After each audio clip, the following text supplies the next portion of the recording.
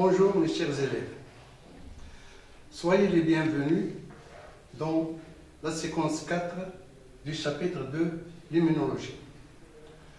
Nous avons déjà étudié dans la leçon dernière, ça veut dire dans la dernière leçon, et dans cette séance, nous allons étudier l'immunité acquise. D'abord, nous allons entamer cette séance par un rappel sur l'immunité innée. Soyez les bienvenus. Mes chers élèves, dans cette séance, nous allons étudier l'immunité acquise.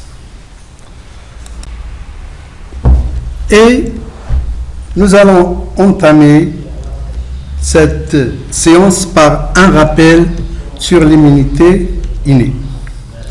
Et nous avons dit que l'immunité innée est la première ligne de défense de l'organisme vis-à-vis des agents pathogènes qui se trouvent partout dans notre milieu.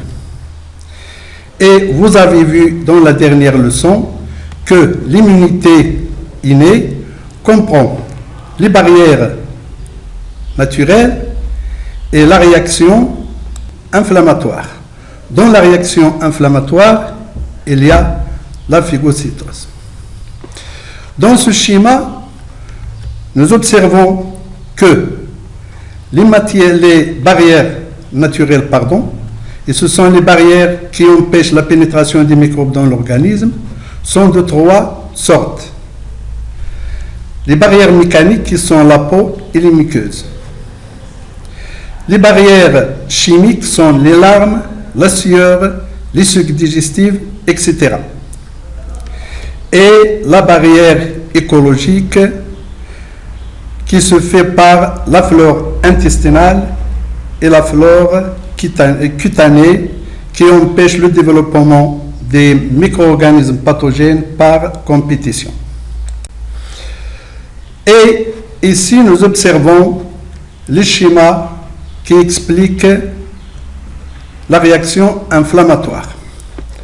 Nous observons ici une blessure avec une épine et l'introduction ou bien la pénétration des micro-organismes dans la peau, ce qui entraîne une réaction inflammatoire dont les symptômes sont la rougeur, la chaleur, la douleur et le gonflement. Nous avons déjà expliqué les causes de ces symptômes. Voilà. Alors, que se passe-t-il lorsque l'immunité innée ne parvient pas à combattre les agents infectieux? Parce que les phagocytes n'arrivent pas toujours à phagocyter et à éliminer les agents pathogènes qui ont causé l'infection. Donc, que se passe-t-il dans le cas où les phagocytes n'ont pas pu éliminer et n'ont pas pu faire face aux agents pathogènes? Est-ce qu'il y a un autre moyen de défense contre ces agresseurs?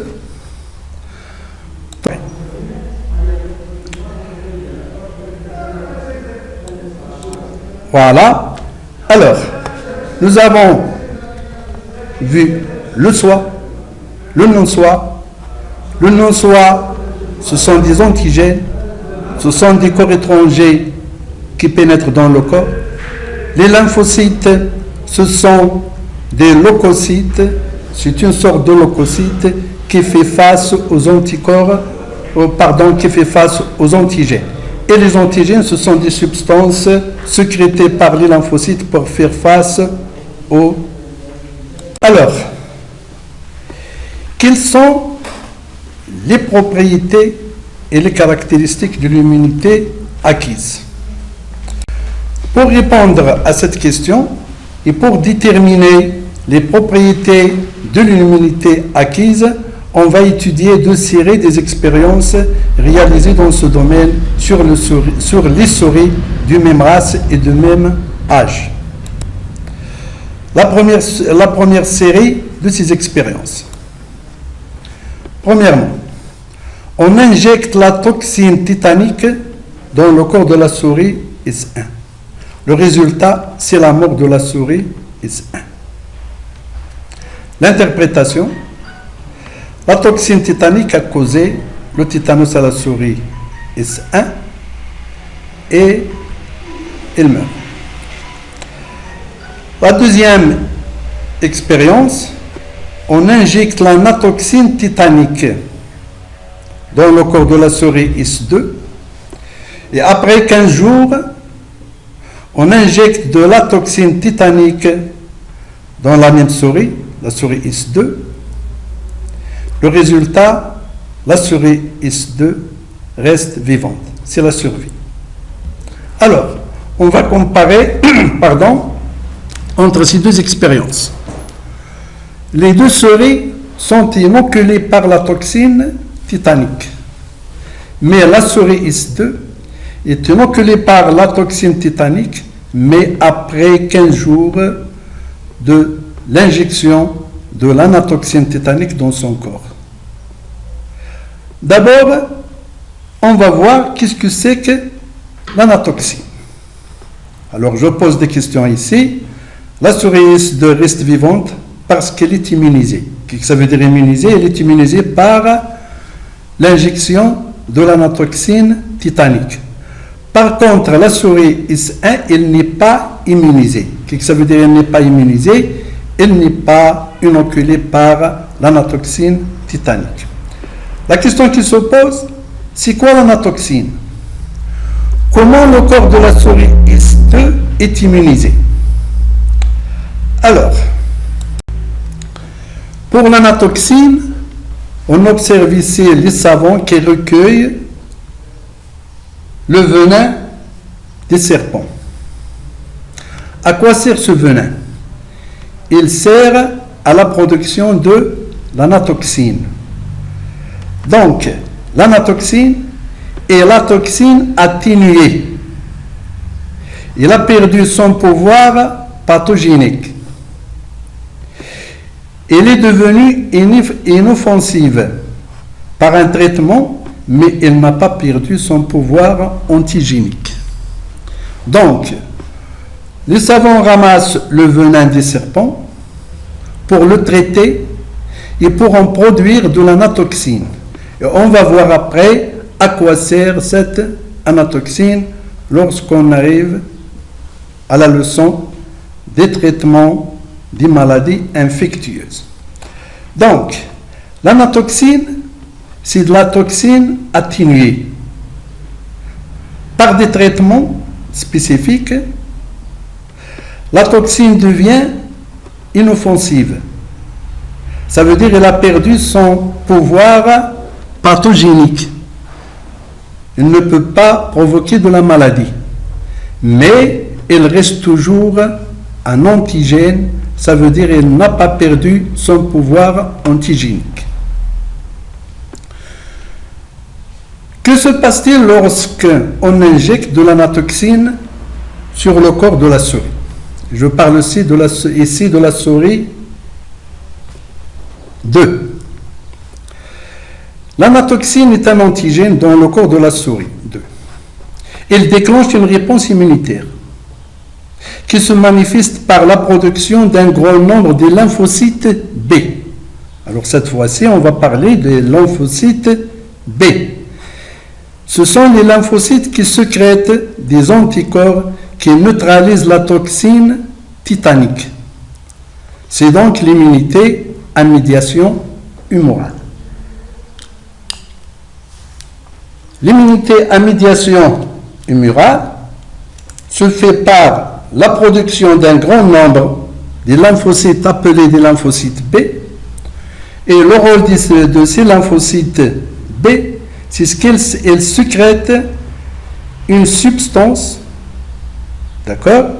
Alors, cette substance détruit et élimine et neutralise la toxine. Et cette immunité s'appelle donc l'immunité à médiation humorale. Passons à la troisième expérience. La même souris 2 à laquelle on a injecté l'anatoxine, donc elle est immunisée, ça veut dire qu'elle est immunisée, ça veut dire qu'elle produit des substances qui neutralisent la toxine titanique. Mais cette fois-ci, après 15 jours de l'inoculation de la souris 2 par l'anatoxine titanique, on injecte dans son corps la toxine diphtérique. Et le résultat, c'est la mort. Alors, pourquoi cette fois-ci, la souris 2 est morte? Donc, la toxine diphtérique n'est pas neutralisée. Alors, les hypothèses qu'on peut proposer, c'est que lorsqu'on injecte l'anatoxine titanique dans un corps, les lymphocytes B vont sécréter la substance qui neutralise la toxine titanique seulement. Ils ne neutralisent pas d'autres toxines. Alors, l'injection de la toxine titanique aboutit à la production des anticorps. Ces anticorps sont dirigés uniquement contre la toxine titanique. C'est donc l'immunité spécifique. Qu'est-ce que ça veut dire l'immunité spécifique? Ça veut dire qu'elle est dirigée pour neutraliser un seul type des antigènes. Passons à l'expérience 4. Ici, on a injecté à la souris 3 toujours de l'anatoxine titanique. Et après 15 jours, on prend du sérum, on extrait du sérum du corps de la souris 3. Le sérum, c'est quoi?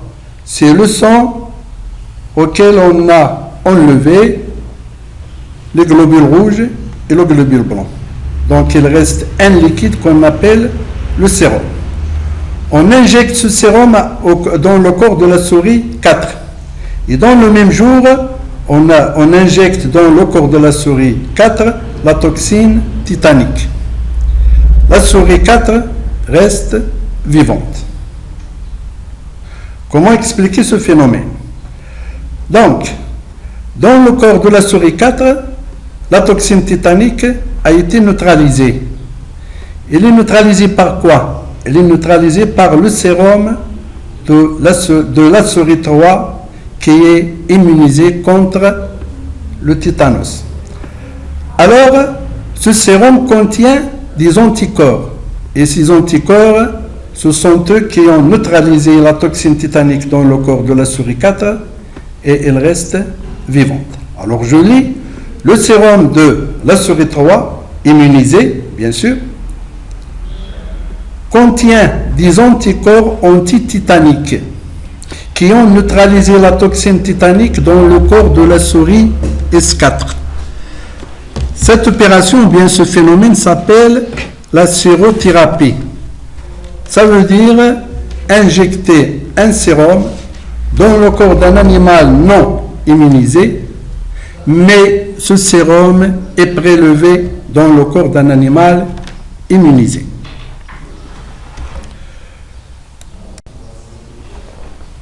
Prenons maintenant l'expérience 5.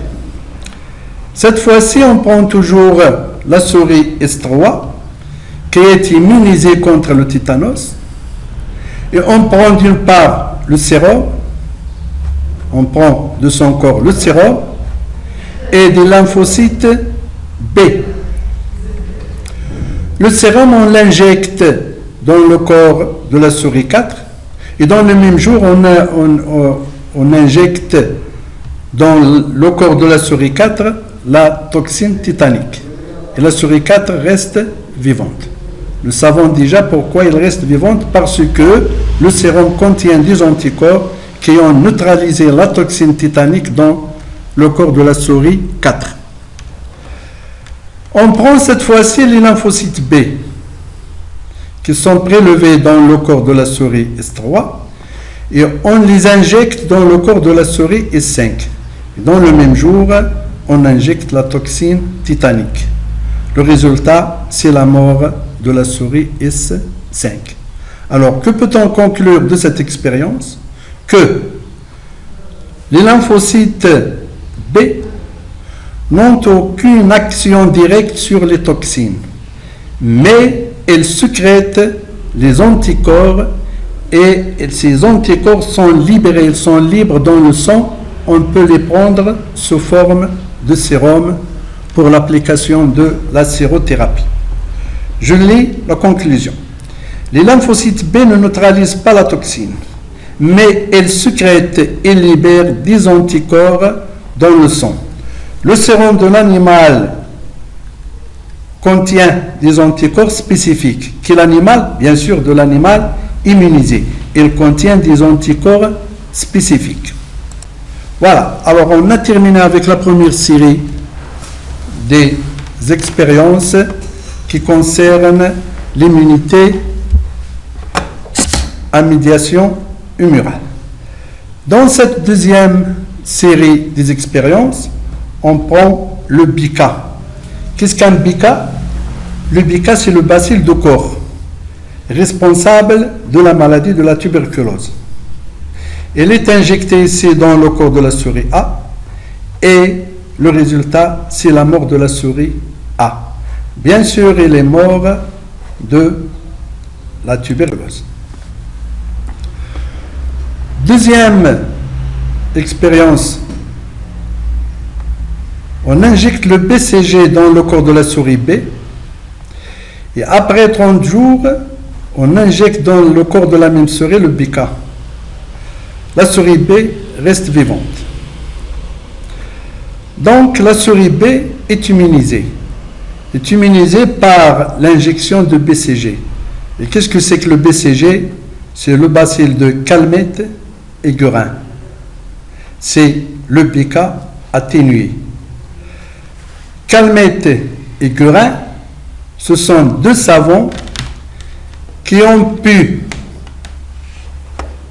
produire du BCG à partir de BICA. Ils ont fait un pénible travail pour transformer le BICA, qui est très dangereux parce qu'il cause la tuberculose, c'est une maladie bien sûr dangereuse, et à partir de ce BICA, ils ont produit le BCG, ça veut dire le BICA atténué, qui a perdu bien sûr son pouvoir pathogénique, mais il n'a pas perdu son pouvoir antigénique. Le BCG est un antigène lorsqu'on l'injecte dans le corps. Il provoque une immunité qui se produit par la formation d'un grand nombre de lymphocytes T. Alors cette fois-ci, la réaction du corps contre le BICA ou bien le BCG, ce sont les mêmes bactéries, mais le BICA est dangereux et le BCG, c'est le BICA atténué. Donc la réaction du corps contre le BCG, c'est la formation ou bien la production d'un grand nombre de lymphocytes T. À quoi servent ces lymphocytes T? Ils servent à détruire directement le BICA. Ce type d'immunité s'appelle l'immunité à médiation cellulaire. On passe à la troisième expérience. On injecte le BCG dans le corps de la souris C. Et on prélève le sérum et les lymphocytes T. On injecte dans le corps de la souris D le sérum de la souris C qui est immunisée contre le BICA, ça veut dire contre la tuberculose. Et en même temps, on injecte dans le corps de la souris D le BICA. Le résultat, c'est la mort de la souris D. Donc, le sérum n'a aucune action sur les BICA, ça veut dire sur le bacille du corps. Par contre, les lymphocytes T qui sont injectés dans le corps de la souris E, et on injecte en même temps les BICA, cette souris E reste vivante. Et on conclut que les lymphocytes C, ce sont des lymphocytes qui font face directement au BICA et les détruisent. Alors c'est le cas bien sûr de l'immunité à médiation cellulaire. Le sérum de la souris C, immunisé contre le BK, ne contient pas d'anticorps. Il n'a aucun effet sur les BK. Ce sont les lymphocytes T qui interviennent dans l'immunité cellulaire. Elles détruisent les antigènes comme le BK. La conclusion. On distingue deux types d'immunité acquise. Ça veut dire on distingue deux voies. L'immunité à médiation humorale, elle se fait par des lymphocytes B qui sécrètent des substances, alors j'ai oublié ces deux substances, qui sont destinées à neutraliser les antigènes tels que les toxines, les virus, etc. L'immunité à médiation cellulaire, il se fait par des lymphocytes T qui détruisent par leur toxicité les antigènes tels que les bactéries, les cellules infectées par les virus, les cellules cancéreuses, etc. Donc, ce type des antigènes qui sont des cellules, ils sont éliminés par les lymphocytes T qui les détruisent par leur toxicité. L'immunité à médiation humorale et à médiation cellulaire est une immunité acquise et spécifique. Qu'est-ce que ça veut dire l'immunité acquise? Elle ne se déclenche qu'après la pénétration des antigènes dans l'organisme. L'immunité spécifique, elle est dirigée contre un seul type d'antigène. C'est l'antigène qui a déclenché ou bien qui a pénétré à l'organisme et qui a déclenché l'immunité. C'est la fin de cette séance. Merci pour votre attention.